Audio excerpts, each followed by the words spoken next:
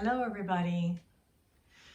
I thought I'd share some tools with you today that we can use for cleansing and clearing the physical body, the etheric body, the space that we're in.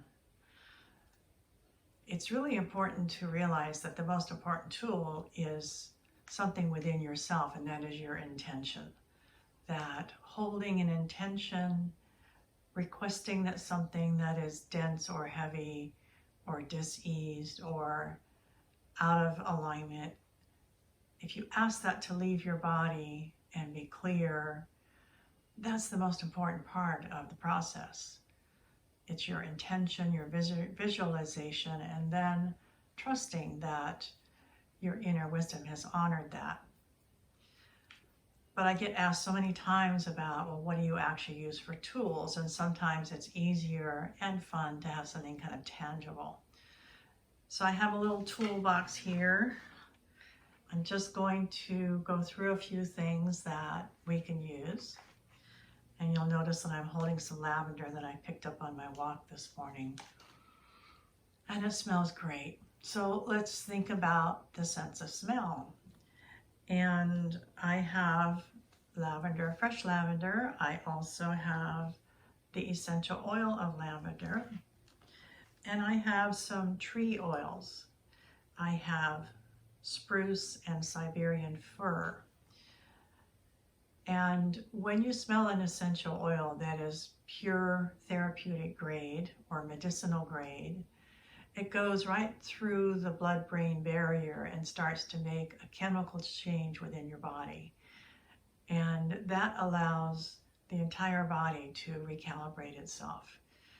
And in particular, the essences of trees, pine, fir, cedar, are the most cleansing and purifying.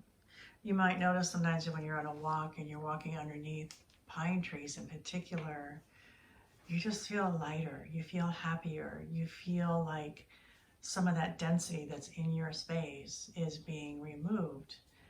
And the particular vibration of these oils really do allow your body to lift out of denseness into a lighter place. So these essential oils and working with both the aura and the essence of trees is wonderful. Then there's the sense of sound. I love the Tibetan bells, the brass bowls or the crystal bowls. And just playing the tone, the sound, allows your body to calibrate to that vibration, which is a very high spiritual vibration, and takes you out of that physical denseness. There's also something called harmony balls, and they have a little ball inside and a little bell. This particular one is calibrated to my own energy, so it's very easy for me to just move it around my space and bring myself back into clarity and balance. There are also little harmony balls. I got these in Chinatown, and they work very well for just clearing your space, breaking down debris and density, and easily clearing your space. These are great for clearing a room and a larger space also. Now we have something that's more like the sense of smell. And those of us who, were adults in the 60s, we know all about sage. White sage in particular is a highly spiritual way of breaking down sort of physical and emotional and energetic debris and transfusing it and transforming it and releasing it from your space. So if you light the end of the sage, blow out the flames and just leave a little bit of embers glowing, and you'll see the smoke wafting up, and you can smudge your aura, you can smudge around the room, particularly in corners, and just allow that to purify and cleanse and release anything that's held in that space. That's something that you would like to move out. And the same is true for incense. This is Japanese incense, and it is sandalwood. It smells great. Sandalwood is very spiritual. It has a high vibrational component. And like we talked about the essential oils, when you think about incense, think about tree flavored incense like cedar, pine, sandalwood, because these in their nature elevate the physical being to a higher, more spiritual plane. I also use gemstones. Now, all gemstones have properties to them that are energetic, and they have different aspects or different purposes. Some of them, like crystals, are programmable.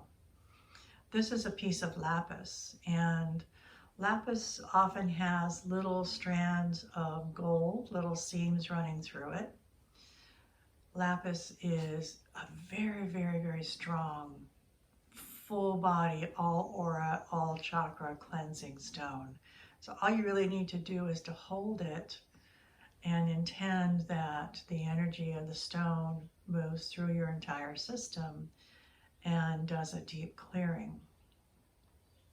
Now, I will suggest to you that some people find this stone too strong to work with. It has a very intense clearing energy. So you might use this when you feel maybe you're struggling with a physical issue and you don't feel well, or you have an injury, or you have a really deep, heavy emotional congestion that you'd like to clear, and experiment with it. If it doesn't feel good, put it down.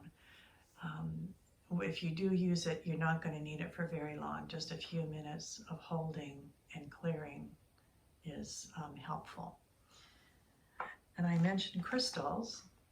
You know, crystals, the clearer the better, and they are programmable. Crystals have living devas, living energy within them, that if you request them to do something specific for you, they put their energies behind that request. So if you have one with a point on it, you can clear where you have a headache, if your eyes are feeling stressed. If you want to just clear your aura, you can just move it around your aura. Again, it's about what is your intention and what are you requesting that the crystal assist you with. If you're going to clear something specific, let's just say that I have injured my hand and it has a pain here, counterclockwise is the proper direction for clearing. And so think counterclockwise if you're going to move it in a direction, but just gently moving it through your space and asking it to clear, break down density, and help rebalance your system is all you need to do. Another thing I love to use is a pendulum. And this particular pendulum in this shape is called an Isis because the ancient Egyptians used shape and form to calibrate energy. Now, you do not need this particular pendulum. A pendulum can be a crystal hanging from a ribbon. It can be a pendant on a necklace that is maybe a crystal or turquoise. And you can, again, go counterclockwise and just spin it within your space, within your aura, or in front of a specific body part that might need some clearing. If you're having heart emotional issues, you're feeling sad, you're in grief, you're in stress or anxiety, solar plexus area, just gently counterclockwise. Move this through the energy space and ask it to break down those energies, to release them, and to transform them. And it's a lot of fun. Now, last but not least, one of my favorites is the rose. Now, the essential oil of rose is the highest vibrational frequency in an essence. And it's wonderful for taking the energy body and lifting it up to a much more spiritual plane and getting us out of the physical density and heaviness and dis-ease or discomfort or imbalance. So imagine what the rose smells like. You know, it's that deep fragrance, and allow that to go into your body chemistry.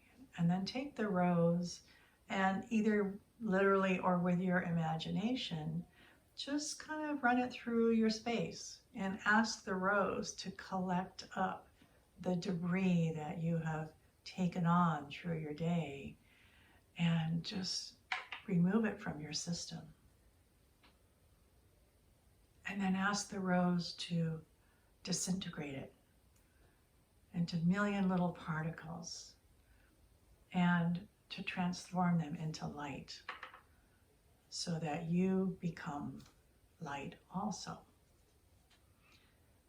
So those are a few of the tools. That's not everything that's available, but these most of us have readily available. They're fun to work with.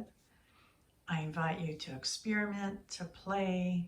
Let me know if you have any questions, and just enjoy just the process of inviting tools, inviting light, inviting energy to move and to release itself from your space and to allow fresh light to energize your system and bring balance and harmony and well-being. Enjoy.